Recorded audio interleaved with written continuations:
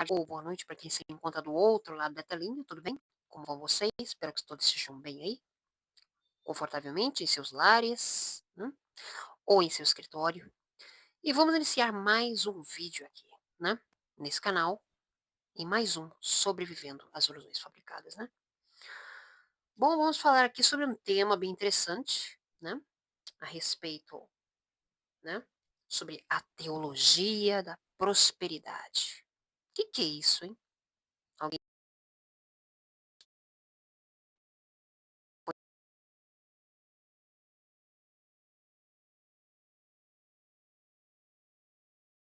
sabe, né?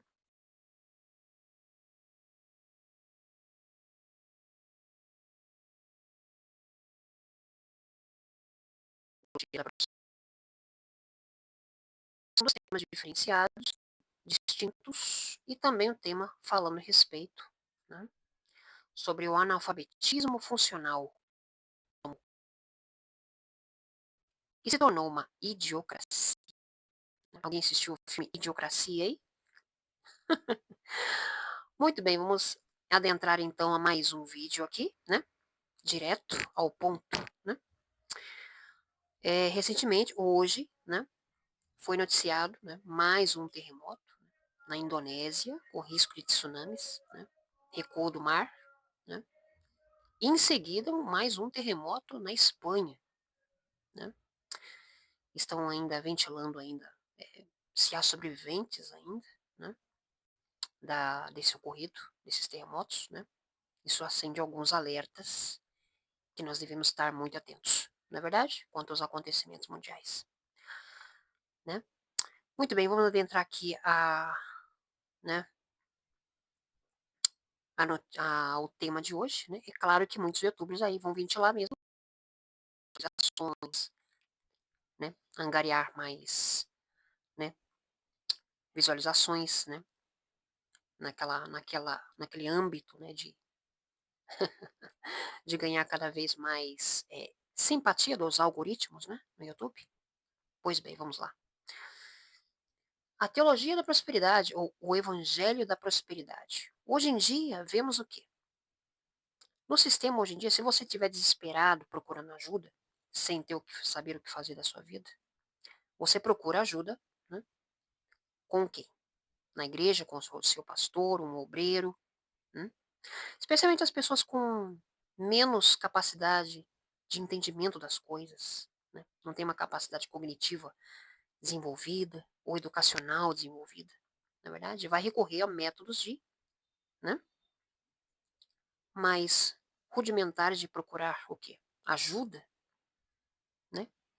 Com pastores, com obreiros, nas igrejas, né? Para sanar né, suas angústias, né, a desesperança né, dos problemas da vida, do dia a dia, né?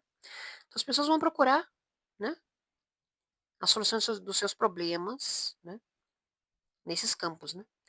É como um bêbado, né, ajudando, falando para outro bêbado tentar parar de beber, na é verdade? Dá no mesmo, né?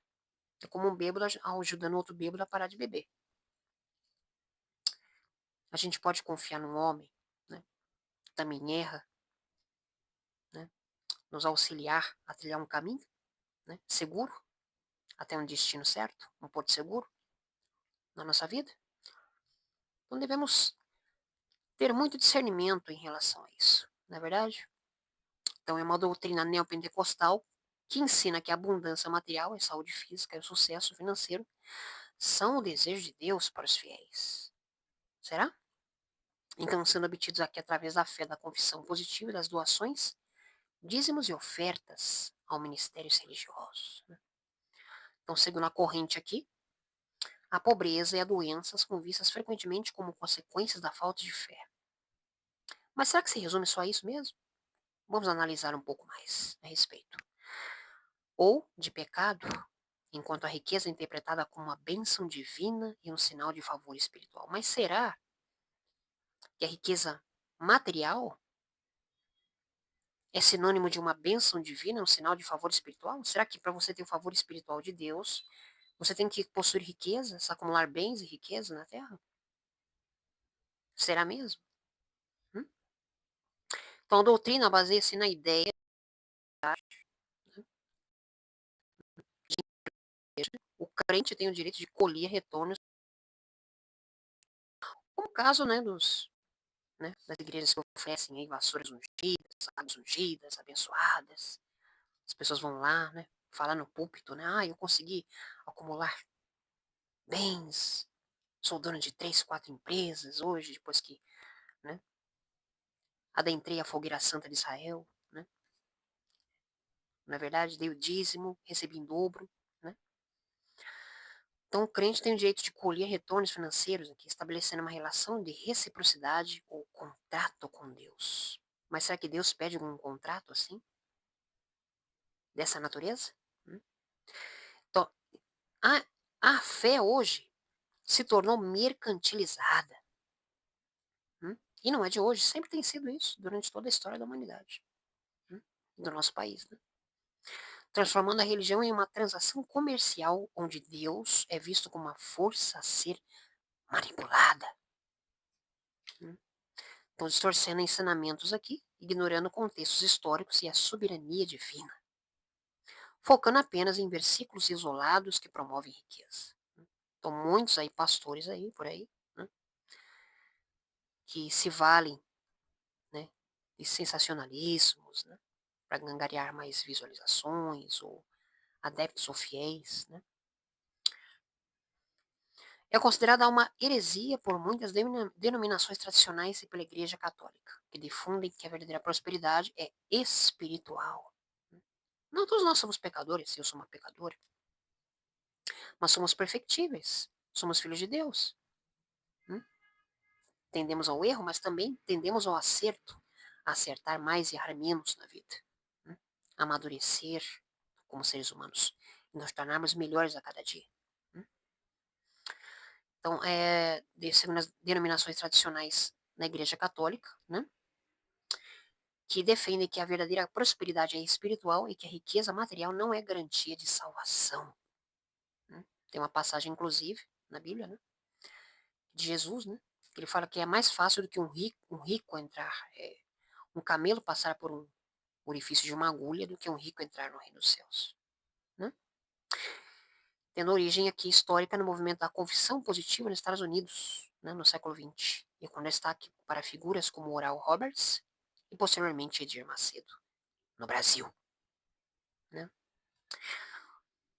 Então, como entendemos aqui, né, é a mercantilização da fé. Né? Então, como nós entendemos aqui, que a partir desse período, né, atualmente a teologia da prosperidade se faz presente em todo o mundo, exaltando os privilégios que a riqueza e o dinheiro podem trazer. Não é mesmo?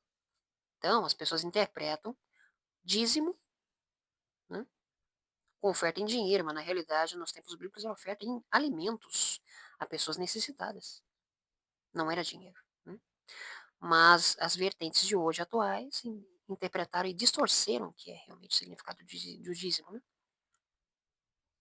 Apresentando-os como retribuição de Deus aos fiéis que seguem sua doutrina, substituindo a fé e devoção divinas por prósperos empreendimentos. Muito curioso isso. Então, doenças e sofrimentos, ao contrário, seriam frutos da falta de fé e compromisso. Será que é isso mesmo? Hum? Então, a teologia da prosperidade redefine o neopentecostalismo atual, para alcançar seus objetivos, os responsáveis pela disseminação de ideais, de teologias da prosperidade, né? Ou seja, de prósperos empreendimentos, compreende-se a doação aos ministérios, obras ou igrejas. Né? Então, os pregadores aqui, muito bem preparados, constroem e apresentam aos doadores uma analogia simples aqui, né? Porém convincente, ao assumir o compromisso de se tornar um empreendedor a partir de uma primeira doação. Né? E o fiel estará plantando a semente da prosperidade. Né? Então, a origem aqui ao contrário de muitos, que muitos pensam aqui nessa matéria da Carta Capital, né, que eu extraí aqui, a teologia da prosperidade não se originou na Europa, mas sim nos Estados Unidos. Curioso, né? E a crença do TP teria surgido na Europa e se baseia no fato de que desde esse século, né, do século anterior, né, aquele continente vivia forte influência da doutrina calvinista, comprometida com os valores do trabalho e da acumulação de riqueza.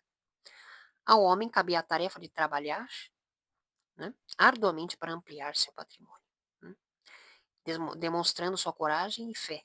Naquela época, a pobreza e doenças eram vistos como frutos da falta de fé e coragem, né, segundo a doutrina, né, desses tempos, né?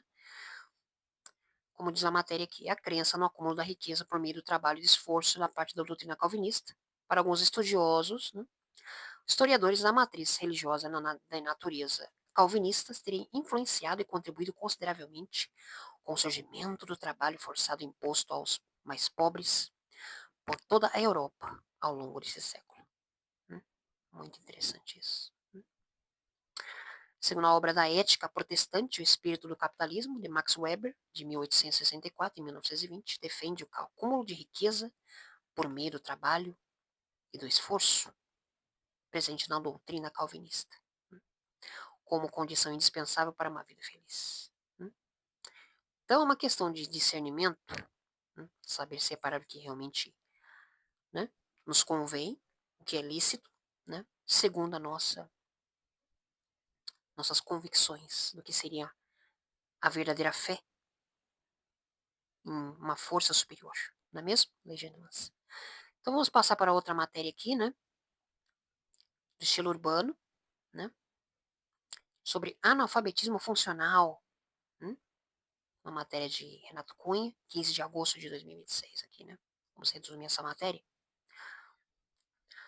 Segundo o filósofo Olavo de Carvalho, né, foi uma das primeiras vozes a diagnosticar que, com precisão a crise da inteligência que se instalou no cenário cultural acadêmico brasileiro, né?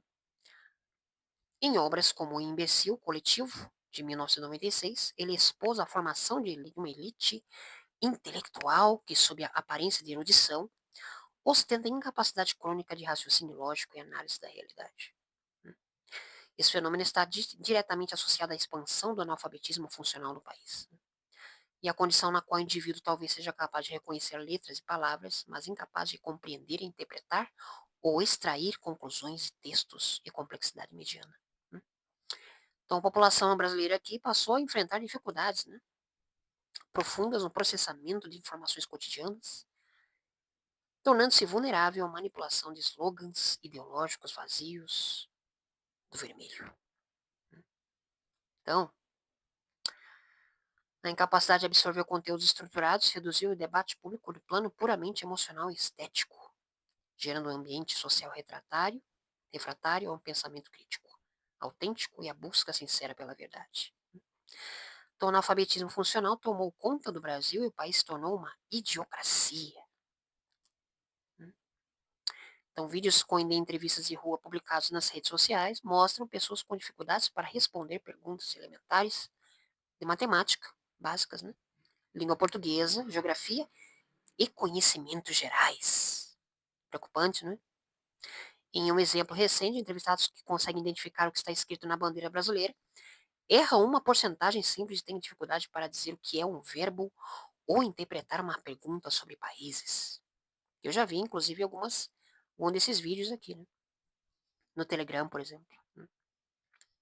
É claro que em uma entrevista de rua não pode ser usada para medir a inteligência de todo um povo brasileiro, mas representa, né, uma boa parte da população, não é verdade?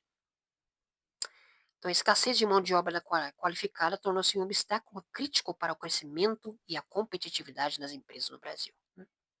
Então, mesmo com o aumento de diplomados no ensino superior, será que diploma garante qualidade, qualificação e ingresso no mercado hoje? Na altura em que estamos? Diploma vale alguma coisa hoje?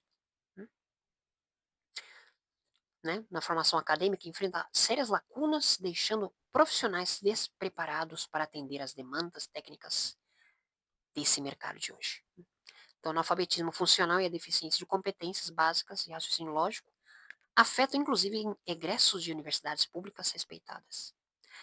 E essa desconexão, hum, na era das telas, né, de celulares, né, as pessoas ficam, né, hipnotizadas pelas telas dos celulares, né, em seus quartos, em seus cômodos, né, ali digitando, né. Essa desconexão entre a teoria universitária e as práticas produtivas forçam as empresas a investir altos recursos de treinamento inicial dos seus funcionários, né. Então, é um desafio hoje, né. Como podemos observar aqui, né, o Brasil do QI 83, como alguns dizem, né. Então, como resultado, o país enfrenta a estagnação da produtividade industrial, nesse momento que sofremos a desindustrialização do país, a redução da capacidade de inovação e sérios prejuízos na integração de empresas e cadeias globais de tecnologia. Para reverter esse cenário, torna-se urgente a reforma educacional focada no rigor acadêmico, na formação prática e no alinhamento de ensino às necessidades do setor produtivo. Mas num país dominado pela doença mental, né, ideológicas, isso nunca acontecerá, não é mesmo? Então, a pedagogia de Paulo Freire e o colapso da educação também relacionados aqui, né? Então, muito interessante essa matéria. E a denúncia de emborrecimento sistêmico também, né? Relacionado aqui, né?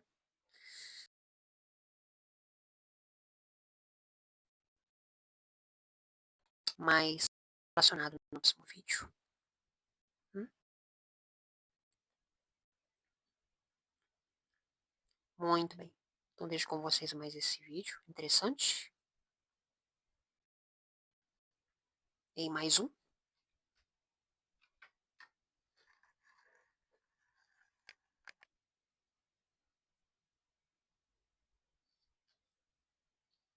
Sobrevivendo às ilusões fabricadas.